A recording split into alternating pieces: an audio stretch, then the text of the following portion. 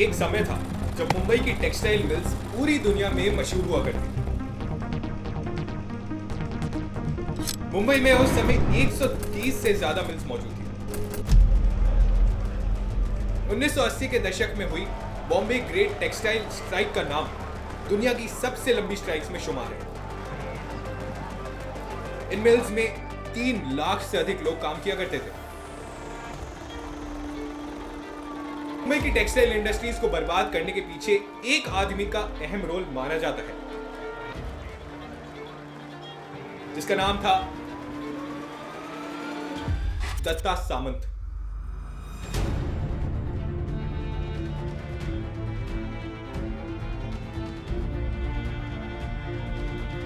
इन्होंने कैसे मुंबई की टेक्सटाइल इंडस्ट्रीज को उजाड़ कर रख दिया और मुंबई की मिल्स में काम करने वाले मजदूरों और उनके मालिकों का क्या हुआ, इन सब के बारे में आज के इस वीडियो में जानते हैं।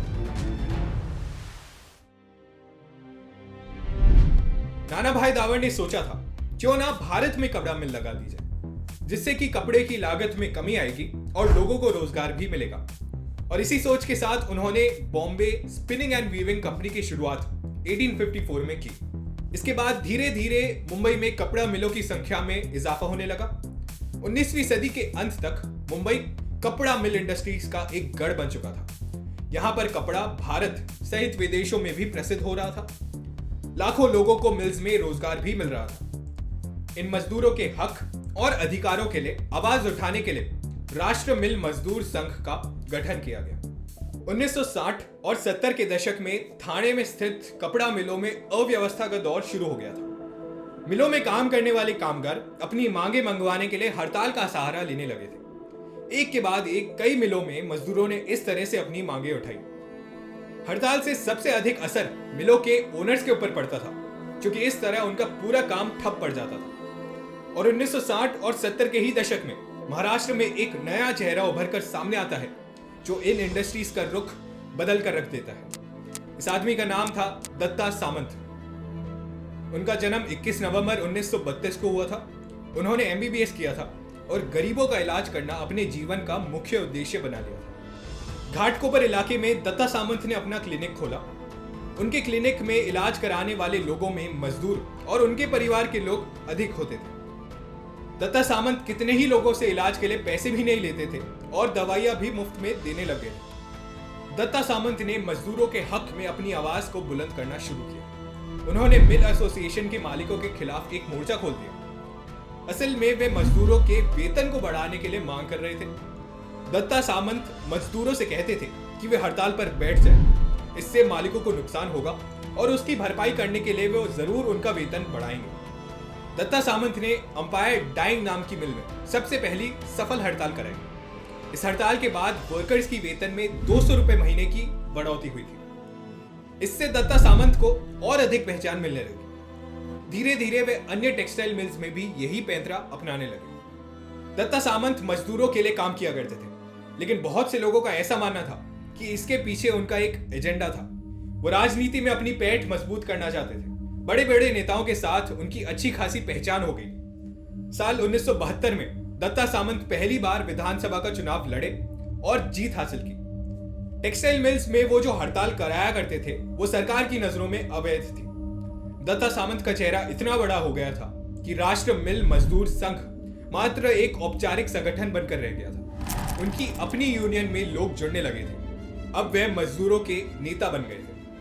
अब बात करते हैं सन 1982 की। यही वो साल था जिसने मुंबई की टेक्सटाइल इंडस्ट्रीज का रुख पूरी तरीके से मरोड़ कर रख दिया। यहीं से टेक्सटाइल मिल्स का पतन होना शुरू हो गया था। अब तक करीब 2.5 से 3 लाख लोग दत्ता सामंत के साथ जुड़ चुके थे। मजदूर उन्हें अपने एक मसीहा के रूप में देखा करते थे। बताया जाता है कि दत्ता सामंत को गाड़ी दिलवाने के लिए सभी मजदूरों ने 10-10 रुपए का कंट्रीब्यूशन दिया था और उस गाड़ी का डॉक्टर साहब ने कई सालों तक इस्तेमाल किया। साल 1982 में मुंबई की 50 से अधिक टेक्सटाइल मिल्स में मजदूर हड़ताल पर बैठ गए थे। उन्होंने एसोसिएशन ओनर्स के सामने कुछ मांगे रखी थी। हड़ताल का समय जैसे जैसे बीतता गया उनकी मांगे भी बढ़ने लगी। मजदूरों की मांगों में कुछ प्रमुख बातें ये रही थी। पहला, उनका मासिक वेतन 670 रुपए से बढ़ाकर 940 रुपए कर दिया जाए। दूसरा, 240 दिनों के काम के बाद उन्हें मिल में परमानेंट किया जाए। तीसरा, 52 रुपए उन्हें रेंट अलाउंस दिया जाए। चौथा, 42 रुपए उन्हें ट्रैवल अलाउंस दिया जाए।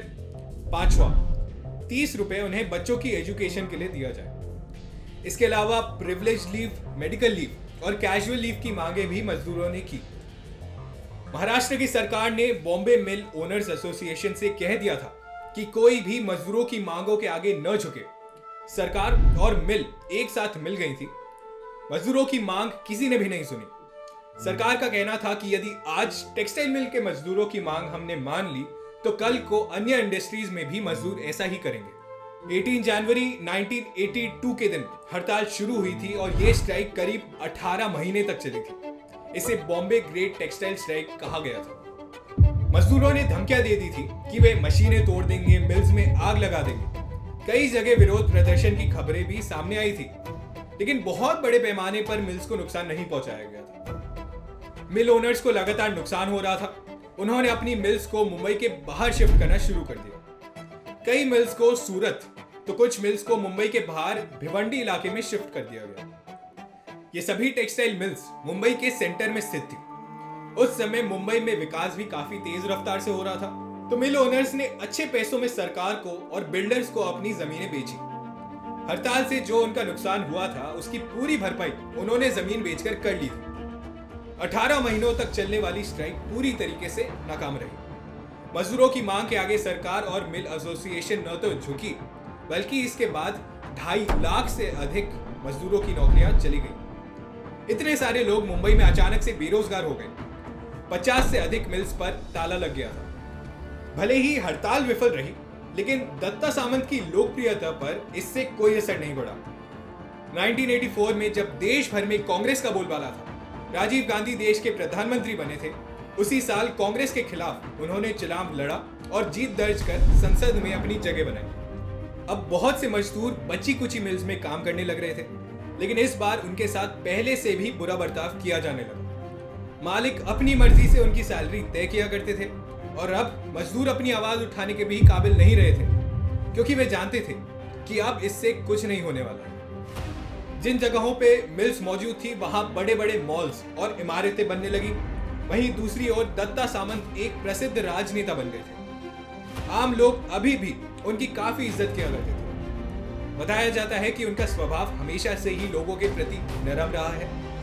वे गाड़ी से जा रहे होते थे और यदि कोई साइकिल सवार भी उनसे रुकने को कहता तो वे रुका करते थे। गाड़ी से उतरकर वे उस आदमी से हाथ मिलाते और उसका हालचाल पूछते कि यदि उसे किसी भी प्रकार की समस्या तो नहीं। 1990 के बाद कई लोग दत्ता सामंत की बढ़ती लोकप्रियता से परेशान होने लगे थे। उन्होंने इंडस्ट्री में अपने कई दुश्मन पैदा कर लिए थे। एक दिन 16 जनवरी की सुबह करीब 11 बजे दत्ता सामंत अपनी सूमा कार में घाटकोपर के लिए निकल रहे थे कि एक साइकिल सवार और कुछ मोटरसाइकिल पर सवार लोगों ने उनकी गाड़ी को रोक लिया। दत्ता सामंत ने गाड़ी का शीशा खोलकर लोगों से बात करनी चाहिए कि अचानक उनके ऊपर ताबड़तोड़ गोलियां चला दी गईं। उनके पेट और सीने पर कुल 17 गोलियां मारी गईं और उनकी मौत हो गई। उनकी मौत में शामिल 3 लोगों का बाद में एनकाउंटर हो गया था। दत्ता सामंत एक हीरो थे या फिर सिर्फ राजनीति में अपनी पकड़ मजबूत करने के लिए उन्होंने मजदूरों का इस्तेमाल किया, यह फैसला तो आपको करना है। इस पूरे मामले में आपकी क्या राय है, हमें कमेंट करके जरूर बताइए। अगर आज भी मुंबई में सभी टेक्सटाइल मिल्स मौजूद होती तो शायद भारत टेक्सटाइल इंडस्ट्रीज की सूची में दुनिया में नंबर 1 पर होता। उम्मीद करता हूं दोस्तों आपको ये वीडियो पसंद आया होगा। अगर हाँ तो इसे जरूर लाइक कीजिए, शेयर कीजिए ज्यादा से ज्यादा लोगों के साथ। कमेंट सेक्शन में मुझे लिखकर बताइए अगला वीडियो आप कौन से टॉपिक पर देखना चाहेंगे। और अगर आपको हिस्ट्री में इंटरेस्ट है तो चैनल को जरूर सब्सक्राइब कीजिए। धन्यवाद।